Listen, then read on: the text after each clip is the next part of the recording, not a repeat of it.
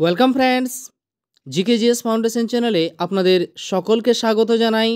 তো BPSC TRE 4.0 পরীক্ষার কথা মাথায় রেখে জেনারেল পেপারের উপর আমি একটি গুরুত্বপূর্ণ ভিডিও কিন্তু আপনাদের সামনে নিয়ে এসে হাজির হয়েছি এবং এই জেনারেল পেপারের আজকে যে টপিকটি নিয়ে আলোচনা করার চেষ্টা করব সেই টপিকটি হলো এক নজরে বিহার, অর্থাৎ বিহার অ্যাট এ গ্ল্যান্স। এবং এই টপিকটি যারা বিহারের টিআরই 4-এর পিআরটি অর্থাৎ প্রাইমারির জন্য পরীক্ষা দেবেন, যারা আপার প্রাইমারির জন্য পরীক্ষা দেবেন এবং যারা বিশেষত টিজিটি অর্থাৎ 9-10 এবং 11-12 অর্থাৎ পিজিটির জন্য পরীক্ষা দেবেন, তাদের প্রত্যেকের জন্যই খুবই গুরুত্বপূর্ণ হতে চলেছে। তাই ভিডিওটি স্কিপ না করে প্রথম থেকে শেষ পর্যন্ত দেখার অনুরোধ রইল, কেননা আমরা সকলেই জানি বিপিএসসি টিআরই 4.0-তে আমি যদি জেনারেল পেপারে মার্কস ভালো মতো না আনতে পারি তাহলে আমার সফলতা কখনোই আমি কিন্তু কাঙ্ক্ষিত জায়গায় পৌঁছতে পারবো না বা আমি সফল হতে পারবো না। তো জেনারেল পেপারকে স্ট্রং করার জন্য গুরুত্বপূর্ণ একটা পোর্শন হচ্ছে বিহার, এবং এই কারণের জন্যই এক নজরে বিহারের উপর কিন্তু আমি এই ভিডিওটি আপনাদের সামনে নিয়ে এসেছি। পাশাপাশি বলে নিই, আমি এই চ্যানেলের মাধ্যমে ধারাবাহিকভাবে বিপিএসসি টিআরই 4-এর উপর যে জেনারেল পেপার রয়েছে সেই জেনারেল পেপারের বিভিন্ন বিষয়ের উপর ধারাবাহিক আলোচনা করার চেষ্টা করব। আপনারা অবশ্যই কিন্তু চ্যানেলের সাথে থাকুন। বিশেষত ইতিহাস, ভূগোল, বিজ্ঞান, বিহারের সামান্য জ্ঞান, কারেন্ট অ্যাফেয়ার্স, রিজনিং প্রভৃতি বিষয়ের উপর ধারাবাহিকভাবে ভিডিও নিয়ে আসার চেষ্টা করব। আপনারা অবশ্যই কিন্তু চ্যানেলের পাশে থাকুন, চ্যানেলকে সাবস্ক্রাইব করুন। চ্যানেলের ভিডিও যদি ভালো লেগে থাকে অবশ্যই কিন্তু সেই ভিডিওকে লাইক এবং শেয়ার করতে ভুলবেন না। পাশাপাশি বলে নিই, বিপিএসসি টিআরই 4-এ যে কম্পালসারি পেপার হবে সেই কম্পালসারি পেপারের উপরও ভিডিও নিয়ে আসার আমি চেষ্টা করব। তাই আপনাদের কাছে অনুরোধ, অবশ্যই আপনারা কিন্তু এই চ্যানেলের সাথে থাকুন, চ্যানেলকে সাবস্ক্রাইব করুন। পাশাপাশি এই সম্পূর্ণ আলোচনাটি কিন্তু বাংলা মাধ্যমে হবে। আমরা সকলে জানি বিপিএসসি টিআরই 4.0-র যে পরীক্ষা আমরা দেব বা যদি ভবিষ্যতে গিয়ে আমরা শিক্ষক হিসাবে বিহারে প্রতিষ্ঠিত হয় তাহলে অবশ্যই হিন্দিতে পড়াতে হবে, ইংরেজিতে পড়াতে হবে। তো সেই কথা হয়তো পরে আমরা আলোচনা করব, কিন্তু এখন একটা বিষয় হচ্ছে যে আমাকে কনসেপ্ট ক্লিয়ার রাখতে হবে।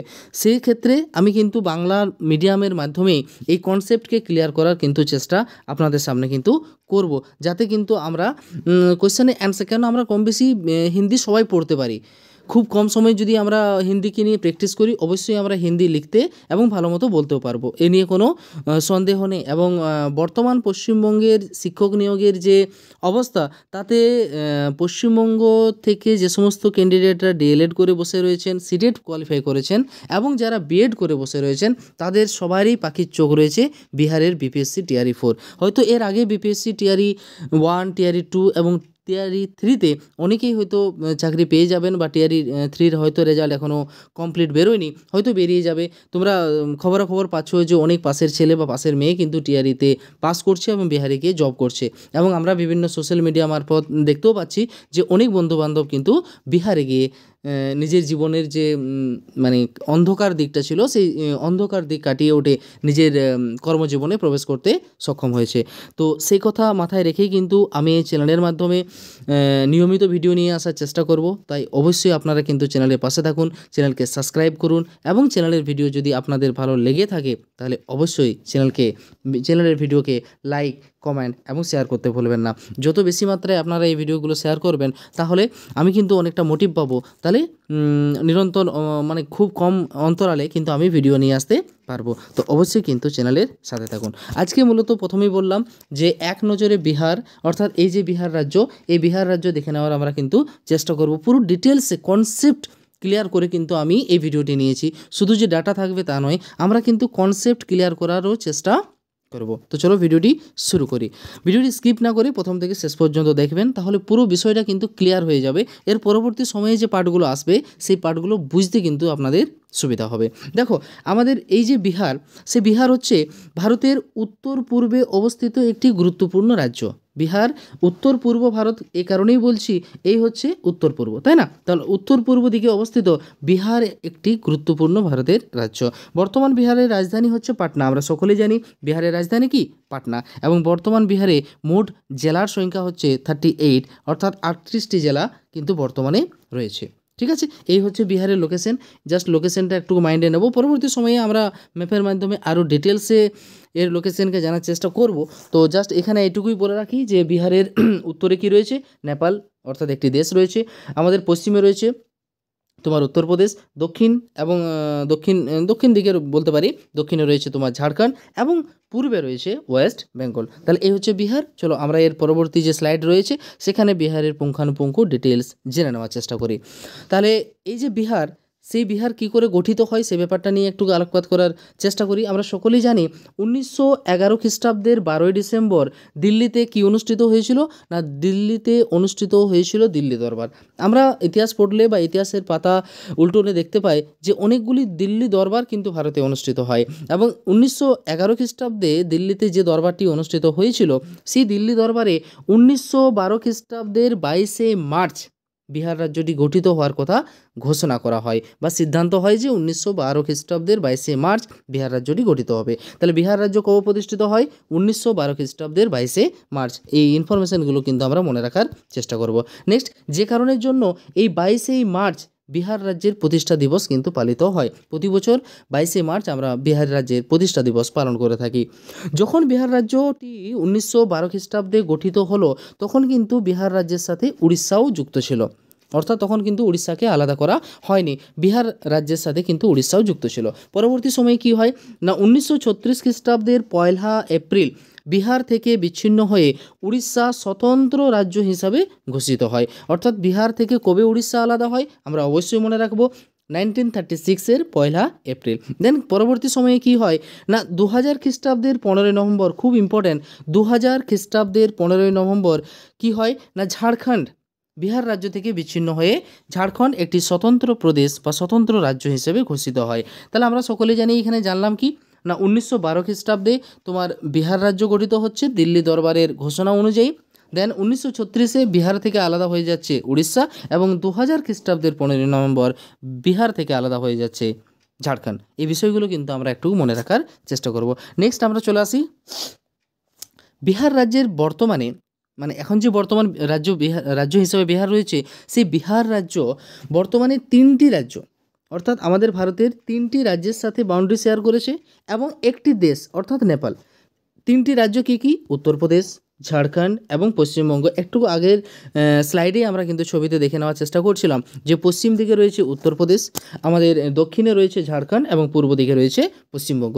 অর্থাৎ 3টি রাজ্যের সাথে বিহার বাউন্ডারি লাইন শেয়ার করেছে এবং একটি দেশ যার নাম হচ্ছে নেপাল, এর সাথে বাউন্ডারি লাইন শেয়ার করেছে। আরও পরবর্তী স্লাইডগুলোতে আমরা ম্যাপের মাধ্যমে সেই বিষয়টা আরও ভালোভাবে দেখে নেওয়ার চেষ্টা করব। পাশাপাশি ভারতের মধ্যে যদি আমরা বিহারকে দেখার চেষ্টা করি তাহলে আয়তনের নিরিখে বিহার হচ্ছে ভারতের দ্বাদশ অর্থাৎ 12তম বা 12th লার্জেস্ট স্টেট, 12তম বৃহত্তম রাজ্য হচ্ছে বিহার এবং জনসংখ্যার নিরিখে হচ্ছে তৃতীয়।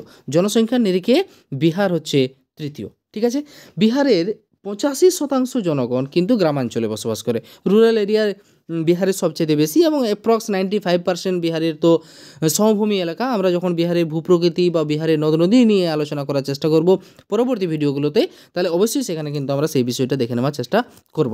তো জাস্ট মিনিট, বর্তমান বিহারের 85% এলাকা হচ্ছে গ্রামাঞ্চল বা মানুষ পপুলেশন কী থাকে গ্রামে বসবাস করেন।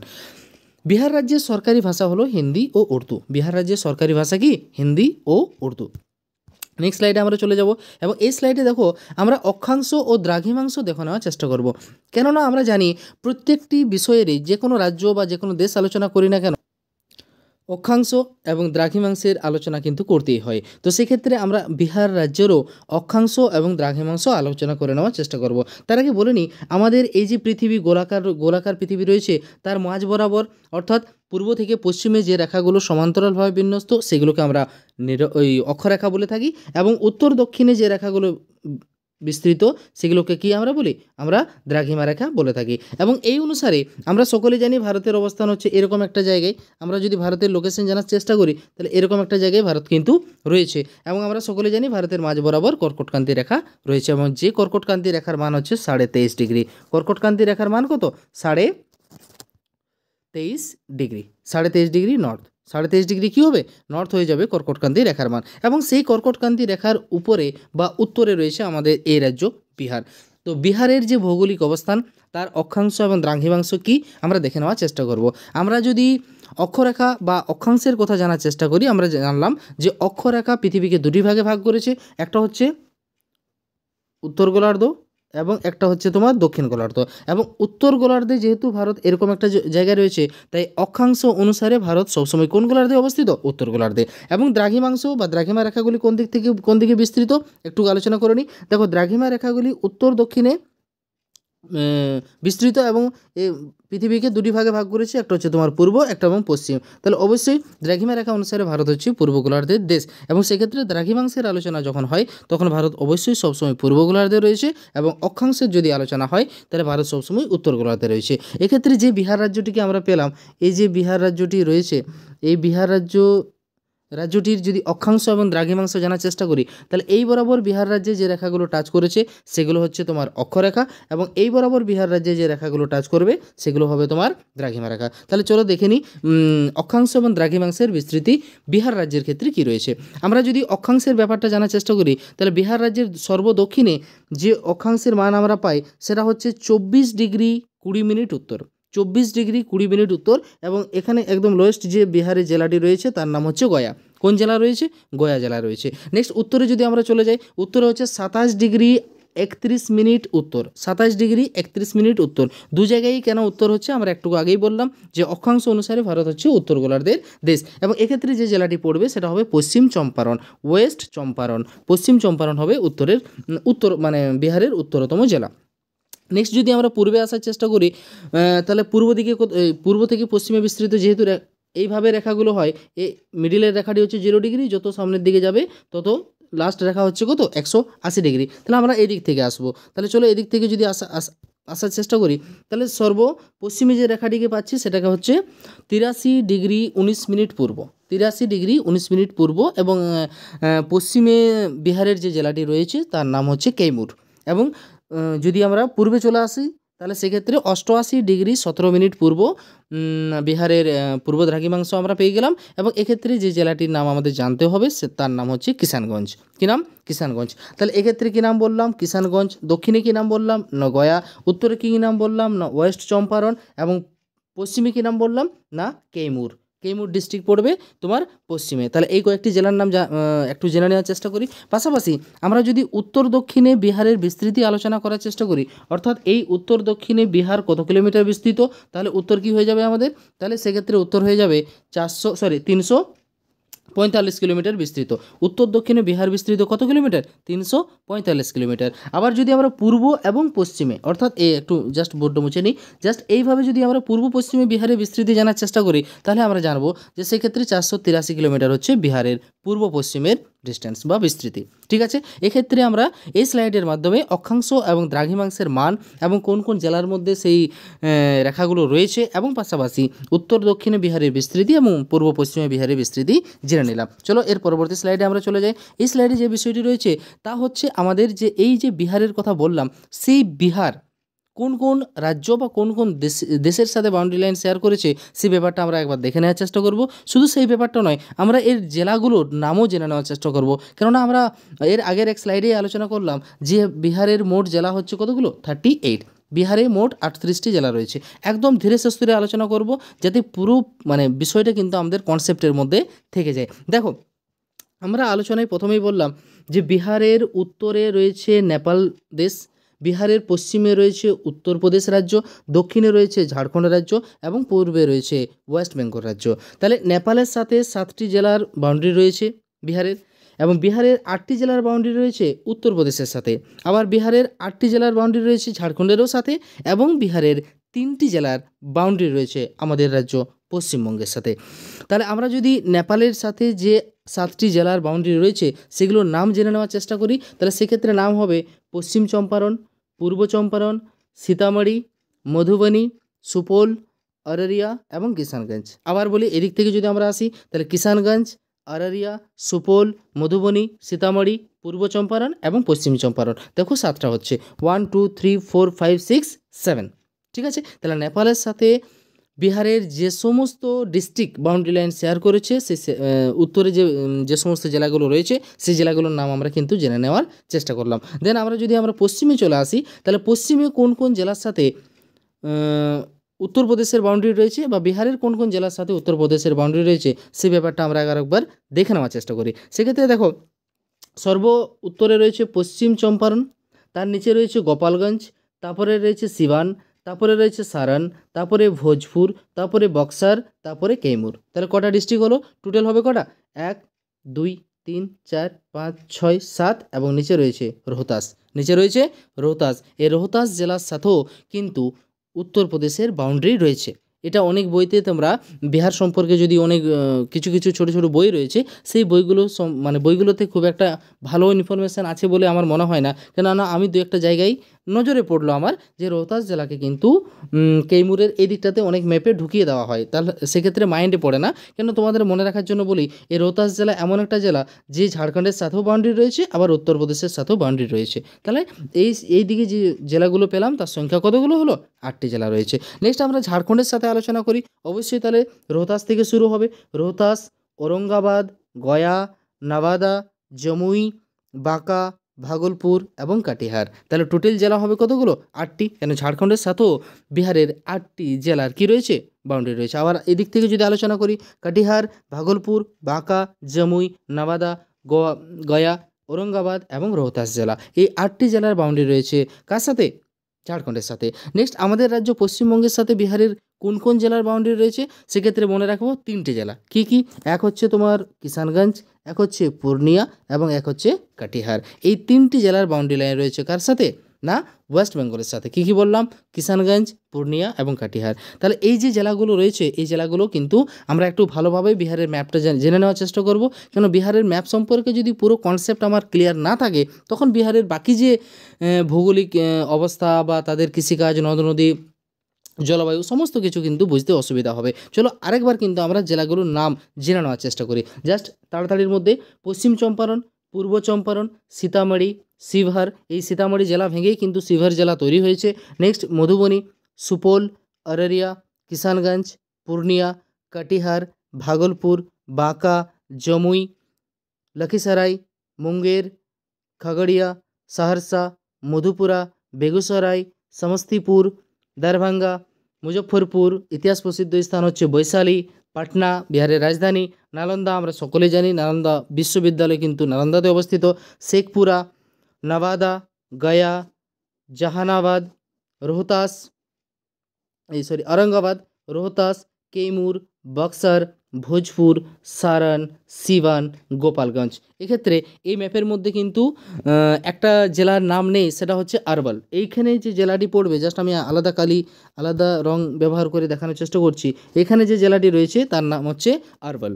এই আরবালই হচ্ছে বিহারের সবচেয়ে নবীনতম জেলা, যেটা জাহানাবাদ জাহানাবাদ, এই যে জাহানাবাদ, এই আরবাল রয়েছে, এটাই হচ্ছে বিহারের সবচাইতে নবীনতম জেলা, যেগুলো পরবর্তী স্লাইডে আমরা আরও ভালো করে জেনে নেওয়ার চেষ্টা করব। তাহলে এই হচ্ছে টোটাল ডিস্ট্রিক্ট কতগুলো না, টোটাল এটা হচ্ছে জাহানাবাদ আর এটা হচ্ছে আরবাল। এখানে একটু ম্যাপটাতে একটু রয়েছে, হ্যাঁ, এটা হচ্ছে জাহানাবাদ, এটা হচ্ছে তোমার আরবাল। নেক্সট চলো পরবর্তী স্লাইডে আমরা কিন্তু চলে যাই।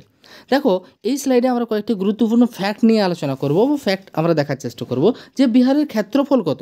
না, বিহারের ক্ষেত্রফল হচ্ছে 94,163 বর্গ কিমি। আমরা প্রত্যেকটি জায়গার ক্ষেত্রফল, কেননা রিসেন্টলি বিপিএসসির যদি আমরা প্রিভিয়াস ইয়ার দেখি, সেখানে দেখব যে ক্ষেত্রফল থেকে ডাইরেক্ট কোয়েশ্চেন জিজ্ঞাসা করা হয়েছে। তাহলে এই ডাটাগুলো আমরা ইগনোর করতে কিন্তু পারি না, আমাদের এই ডাটাগুলোকে কারেন্টলি মুখস্থ রাখতেই হবে। নেক্সট বিহারের জনসংখ্যা যদি জানার চেষ্টা করি, আমরা সকলেই জানি অন্যতম জনসংখ্যা প্রবণ রাজ্য হচ্ছে বিহার, এবং সেখানকার জনসংখ্যা হচ্ছে 10 কোটি। এর দেখো এই সেন্সাসটা হচ্ছে 2011 সেন্সাস অনুযায়ী, কেননা 2011 পর তো আর কোনো সেন্সাস হয়নি। তাহলে 2011 সেন্সাস অনুসারে যদি আমরা বিহারের জনসংখ্যা আইডেন্টিফাই করার চেষ্টা করি, তাহলে সেক্ষেত্রে হবে 10,40,99,452 জন। কি বললাম? 10,40,99,452 জন। নেক্সট সমুদ্র তল থেকে বিহারের উচ্চতা হচ্ছে 173 ফুট, বা যদি মিটারে আমরা মাপি তাহলে সেটা হবে 53 মিটার। নেক্সট বিহারের নবীনতম জেলা হচ্ছে আরবাল, যেটা একটু আগেই আমরা স্লাইডে আলোচনা করার চেষ্টা করছিলাম যে বিহারের সবচেয়ে নবীনতম জেলা হচ্ছে আরবাল। নেক্সট বিহারের বৃহত্তম জেলা পশ্চিম চম্পারণ, একেবারে ওই কোনাতে ছিল, নেপালের ওই দিকটাতে। নেক্সট বিহারের ক্ষুদ্রতম জেলা, এটি হচ্ছে শিবহর।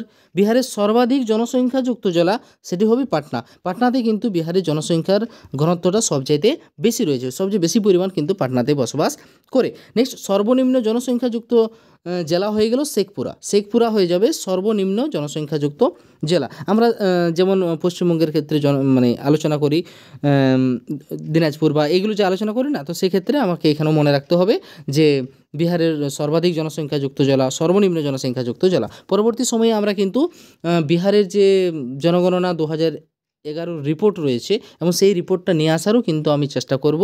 আপনারা যদি সহযোগিতা করেন, চ্যানেলকে সাবস্ক্রাইব করেন, চ্যানেলের ভিডিওকে শেয়ার করেন, অবশ্যই কিন্তু আমি ধারাবাহিকভাবে সম্পূর্ণ বাংলাতে কিন্তু এই টপিকগুলো নিয়ে আসার চেষ্টা করব। কেননা আমরা যদি কনসেপ্ট বিহার সম্পর্কে ক্লিয়ার না থাকে, তাহলে বিহারের ভূগোল, বিহারের ইতিহাস বুঝতে আমাদের কিন্তু অসুবিধা হবে। নেক্সট আমরা পরবর্তী স্লাইডে চলে যাই। দেখো, বিহারের মোট জেলার সংখ্যা বারবার আলোচনা করলাম 38। বিহারে কতগুলো জেলা রয়েছে না 38টি জেলা কিন্তু বিহারে রয়েছে। নেক্সট যদি বিহারের মোট ডিভিশনের সংখ্যা হচ্ছে 9টি। আমরা যেমন আমাদের পশ্চিমবঙ্গে ডিভিশনের কথা জানি, কটি আছে পশ্চিমবঙ্গে না পশ্চিমবঙ্গে হচ্ছে তোমার 5টি ডিভিশন, সেরকম বিহারের ডিভিশনের সংখ্যা কটি? 9টি।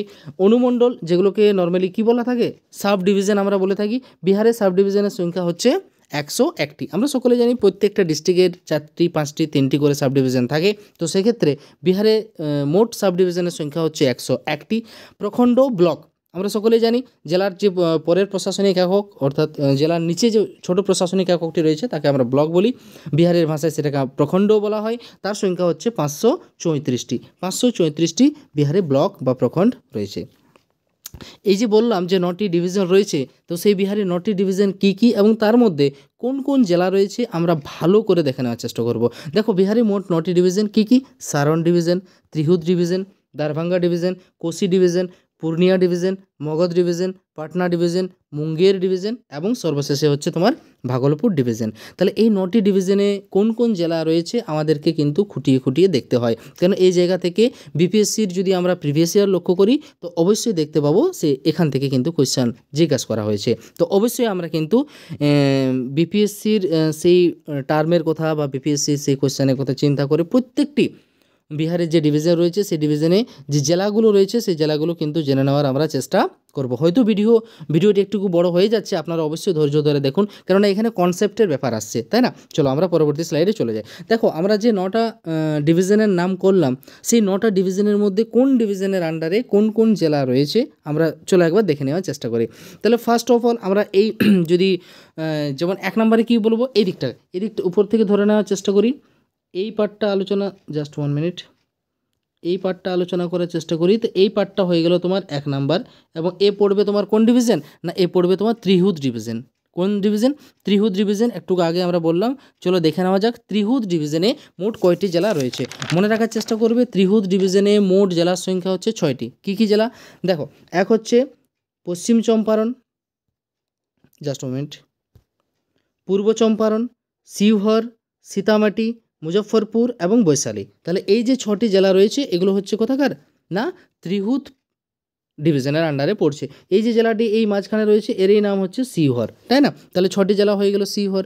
নেক্সট আমরা যদি চলে আসি এর সারন জেলা, সারন। নেক্সট আমরা এই সারনে চলে আসবো। এই পার্টটা হচ্ছে তোমার সারন ডিভিশন। সারন ডিভিশনে মোট জেলার সংখ্যা হচ্ছে মাত্র 3টি। কটি? 3টি। এক তো সারন নিজে, সিবান এবং গোপালগঞ্জ। সারন, সিবান, গোপালগঞ্জ। আবার বলি, সারন, সিবান এবং গোপালগঞ্জ। এ হয়ে গেল। নেক্সট আমরা যদি চলে আসি পাটনা, এই যে পোর্শনটা রয়েছে, এই একটু অনেক বড় এলাকা জুড়ে রয়েছে। এই তোমার ডিভিশনটা হচ্ছে পাটনা ডিভিশন, এবং পাটনা ডিভিশনের আন্ডারে যে সমস্ত জেলা রয়েছে সেই জেলাগুলো হলো, দেখো, कैमूर পড়ছে, রোহতাস পড়ছে, বক্সার পড়ছে, ভোজপুর, আরাবল একটু আগেই বললাম, পাটনা এবং নালন্দা। আবার আলোচনা করি, নালন্দা, পাটনা, ভোজপুর, বক্সার, রোহতাস এবং কি হলো कैमूर। তাহলে এই যে 6টি জেলা রয়েছে, এই 6টি জেলা কোন ডিভিশনের আন্ডারে পড়ছে না এই 6টি জেলা পড়ছে তোমার পাটনা ডিভিশনের মধ্যে। একটুকু দাঁড়াও, একটু মিস্টেক হচ্ছে মনে হয়, জাস্ট আরেকবার আলোচনা করার চেষ্টা করি। টোটাল হচ্ছে তোমার 6। তাহলে 1 2 3 4 5 সরি, আরবল এখানে হবে না, কি হবে? कैमूर হবে, রোহতাস হবে, বক্সার হবে, ভোজপুর হবে, পাটনা হবে, আবার নওয়াদা হবে। তাহলে এই যে 6টি জেলার নাম আমরা করলাম, এই 6টি জেলা কিন্তু পাটনা ডিভিশনের আন্ডারে পড়ছে। নেক্সট আমরা যদি চলে যাই মগধ ডিভিশন, পাটনা ডিভিশনের নিচেই রয়েছে তোমার কি মগধ ডিভিশন। এই পোর্শনটা হচ্ছে মগধ ডিভিশন, ঠিক আছে, এই পোর্শনটা কী হবে না মগধ ডিভিশন, এবং মগধ ডিভিশনের আন্ডারে মোট যে জেলার সংখ্যা হচ্ছে তার সংখ্যা হলো 5টি। তাহলে 5টি জেলা কী কী দেখে নেওয়ার চেষ্টা করি। এক হচ্ছে নওয়াদা, এক হচ্ছে গয়া, এক হচ্ছে জাহানাবাদ, এক হচ্ছে আরবাল। এই আরবালই হচ্ছে বিহারের নবীনতম জেলা এবং হচ্ছে তোমার ঔরঙ্গাবাদ। তাহলে এই 5টি জেলা হচ্ছে কোন ডিভিশনের আন্ডারে না এই 5টি জেলা হচ্ছে তোমার মগধ ডিভিশনের আন্ডারে। নেক্সট মগধ ডিভিশনের আমরা পূর্বে যদি আসার চেষ্টা করি তাহলে যে ডিভিশন পাবো তার নাম হচ্ছে মুঙ্গের ডিভিশন। কোন ডিভিশন? মুঙ্গের ডিভিশন। যে মুঙ্গের ডিভিশনটা অনেকটা কনজাস্টেড হলো, এর মধ্যে কিন্তু 6টি জেলা রয়েছে। এই মুঙ্গের ডিভিশনে তোমার জেলার সংখ্যা কটি? এই মুঙ্গের ডিভিশনে মোট জেলা হচ্ছে 6টি। কী কী 6টি জেলা ভালো করে একবার শুনবো। এক হচ্ছে খাগড়িয়া, বেগুসরাই, মুঙ্গের, লখীসরাই, শেখপুরা এবং জমুই। আবার বলি, দেখো খাগড়িয়া, বেগুসরাই, মুঙ্গের, লখীসরাই, শেখপুরা এবং জমুই, এই যে 6টি জেলার নাম বললাম, এই 6টি জেলা হচ্ছে তোমার কোন ডিভিশনের আন্ডারে না মুঙ্গের ডিভিশনের আন্ডারে। নেক্সট আমরা যদি ভাগলপুর ডিভিশনের কথা বলি, দেখো তার পূর্বে যদি আমরা চলে আসি, তার পূর্বে এলে যে ডিভিশন পাই তার নাম হচ্ছে ভাগলপুর ডিভিশন। এবং এই ভাগলপুর যে ডিভিশনটি রয়েছে, এই ভাগলপুর ডিভিশনে মাত্র জেলার সংখ্যা 2টি। কেন দেখতেই পাচ্ছি উপরে রয়েছে ভাগলপুর আর নিচে রয়েছে বাঁকা। ভাগলপুর এবং বাঁকা নিয়ে হচ্ছে তোমার ভাগলপুর ডিভিশন। নেক্সট আমরা তার উপরে যদি চলে যাই পূর্ণিয়া, পূর্ণিয়া ডিভিশন। পশ্চিমবঙ্গের এদিক থেকে আমরা যে ডিভিশনটি পাচ্ছি সেই ডিভিশনের নাম কি নাম না পূর্ণিয়া ডিভিশন। এবং এই পূর্ণিয়া ডিভিশনে মোট জেলার সংখ্যা হচ্ছে তোমার 4টি। মোট জেলা কটি হবে? 4টি হবে। দেখো 4টি নাম কি কি? কিষানগঞ্জ, আরারিয়া, পূর্ণিয়া এবং কাটিহার। এই যে 4টি জেলা রয়েছে এগুলো হচ্ছে তোমার কোন ডিভিশনের আন্ডারে না পূর্ণিয়া ডিভিশনের আন্ডারে কিন্তু রয়েছে। নেক্সট কোশি, অর্থাৎ কোশি যে নদী রয়েছে সেই কোশি নদী অববাহিকা অঞ্চলে এই ডিভিশন অবস্থিত। এবং এই কোশি ডিভিশনের আন্ডারে যে জেলাগুলো রয়েছে তার সংখ্যা হলো তোমার 3টি। কোশি ডিভিশনের আন্ডারে মোট জেলার সংখ্যা হচ্ছে কি 3টি। কী কী না দেখো সুপল, মধুপুরা এবং সহরসা। সুপল, মধুপুরা এবং সহরসা। প্রথম নেপাল থেকে আমরা সকলে জানি কোশি নদীর উৎপত্তি কোথায়? নেপালে। এবং নেপাল থেকে উৎপত্তি লাভ করে কোশি নদী কিন্তু কোথায় ঢুকেছে না সুপল জেলায় বা সুপল ডিস্ট্রিক্টে প্রথম প্রবেশ করেছে, পরে মধুপুরা সহরসা হয়ে সে কিন্তু গঙ্গাতে মিশেছে। গঙ্গার একটি গুরুত্বপূর্ণ বাম তীরের উপনদী, আমরা এটা সকলে জানি। নেক্সট যদি আমরা আসার চেষ্টা করি লাস্ট এবং দারভাঙ্গা ডিভিশন। লাস্ট এবং যে ডিভিশনের নাম হচ্ছে তোমার দারভাঙ্গা ডিভিশন। এই যে জায়গাটি রয়েছে এটা হচ্ছে তোমার দারভাঙ্গা ডিভিশন। এবং এই দারভাঙ্গা ডিভিশনের মধ্যেও কিন্তু মোট জেলার সংখ্যা হচ্ছে 3টি। এক হচ্ছে তোমার মধুবনী, উপরে রয়েছে মধুবনী, মিডিলে রয়েছে দারভাঙ্গা এবং সমস্তিপুর হচ্ছে 3 নম্বর জেলার নাম। তাহলে এই হলো আমাদের বিহারের 9টি ডিভিশন এবং 9টি ডিভিশনের আন্ডারে কোন কোন জেলা রয়েছে। আপনারা কিন্তু এই ছবিটা তো অনেকটা বিষয় মানে কনসেপ্টটা ক্লিয়ার করতে পারবেন। এগুলো বারবার একবার 1 থেকে 2বার খাতায় লিখবেন এবং বারবার নিজের থেকে সেই ম্যাপকে ড্র করার চেষ্টা করবেন। অবশ্যই কিন্তু এই ডিভিশন নিয়ে আর আমাদের কোনো কোয়েশ্চেন থাকবে না। আমরা যেমন আমাদের ওয়েস্ট বেঙ্গলের যে 5টি ডিভিশন রয়েছে এবং তার মধ্যে আমরা আমাদের ওয়েস্ট বেঙ্গলের 23টি জেলাকে ভাগ করে থাকি, তো অবশ্যই সেক্ষেত্রে আমরা কি বলি যে এই 23টি পশ্চিমবঙ্গের জেলা কোন কোন ডিভিশনের আন্ডারে পড়ছে। আমরা যেমন আমাদের নখদর্পণে রাখতে সক্ষম হয়েছি, সেরকম আমাদের কিন্তু এখন বিহারের এই ডিভিশনগুলোকেও ভালো করে নখদর্পণে রাখার চেষ্টা করতে হবে। এবং তার জন্যই কিন্তু আমি এই ভিডিওর মাধ্যমে তোমাদেরকে ছবির মাধ্যমে এবং সেটা বারবার ড্র করে বুঝিয়ে দেওয়ার চেষ্টা করছি বা আলোচনা করার চেষ্টা করছি, যাতে সহজেই বিষয়টা কিন্তু আপনারা বুঝে উঠতে পারেন। ঠিক আছে, ভিডিও কেমন লাগছে অবশ্যই কিন্তু কমেন্টে জানাবেন। যদি ভালো লেগে থাকে অবশ্যই বন্ধুদের মাঝে শেয়ার করে আমাকে একটু মোটিভেশন দেওয়ার চেষ্টা করবেন। তাহলে অবশ্যই পরবর্তী সময়ে কিন্তু আমি আরও ভালো ভালো ভিডিও নিয়ে আসার চেষ্টা করব অবভিয়াসলি। নেক্সট বিহারের রাজ্যের যে কয়েকটি প্রতীক রয়েছে আমরা সকলে জানি, প্রত্যেকটি রাজ্যেরই কিছু না কিছু প্রতীক থাকে। তো সেই প্রতীকগুলো থেকেও কিন্তু কম্পিটিটিভ এক্সামে প্রচুর প্রশ্ন হয় বা কোশ্চেন সেখান থেকে অবশ্যই আসে। সেক্ষেত্রে আমরা বিহার রাজ্যের যে প্রতীক চিহ্নগুলো রয়েছে সেগুলো একবার জেনে নেওয়ার চেষ্টা করব। তো সেক্ষেত্রে বলে রাখি, বিহার রাজ্যের রাজ্য চিহ্ন কি হচ্ছে না রাজ্য চিহ্ন হচ্ছে বোধিবৃক্ষ। বিহার রাজ্যের রাজ্য ভাষা হচ্ছে হিন্দি এবং দ্বিতীয় রাজ্য ভাষা বা দ্বিতীয় সরকারি ভাষা যদি আমরা বলি তাহলে উর্দু হয়ে যাবে, যেটা একটু এর আগের এক স্লাইডে আলোচনা করেছি। নেক্সট বিহার রাজ্যের রাজ্য পশু হচ্ছে গরু বা যেটাকে হিন্দিতে বলা হয় বেল।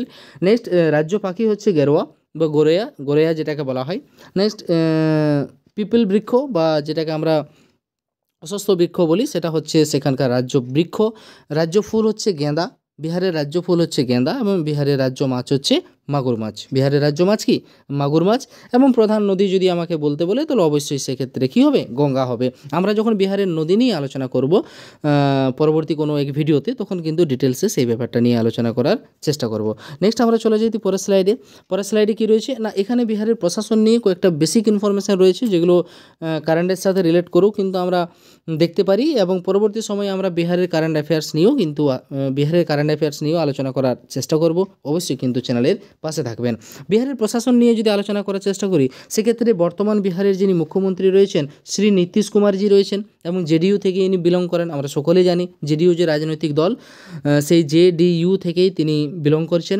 পাশাপাশি বর্তমান বিহারের রাজ্যপাল যিনি রয়েছেন, সেই বর্তমান বিহারের রাজ্যপালের নাম হচ্ছে রাজেন্দ্র আরলেকার হচ্ছে বর্তমান বিহারের রাজ্যপাল। নেক্সট, বর্তমান বিহারের ডেপুটি মুখ্যমন্ত্রী পদে দুজন বসে রয়েছেন, একজন হচ্ছে বিজয় কুমার সিনহা এবং একজন হচ্ছে সম্রাট চৌধুরী। আমরা সকলেই জানি যে ডেপুটি মুখ্যমন্ত্রী সেই সমস্ত রাজ্যেই থাকেন যে সমস্ত রাজ্যে বিধান পরিষদ রয়েছে। তাহলে অবশ্যই বিহারও কী রয়েছে? বিধান পরিষদ রয়েছে। আমরা সকলে জানি ভারতের টোটাল বর্তমানে 6টি রাজ্যে বিধান পরিষদ রয়েছে। কটি রাজ্যে?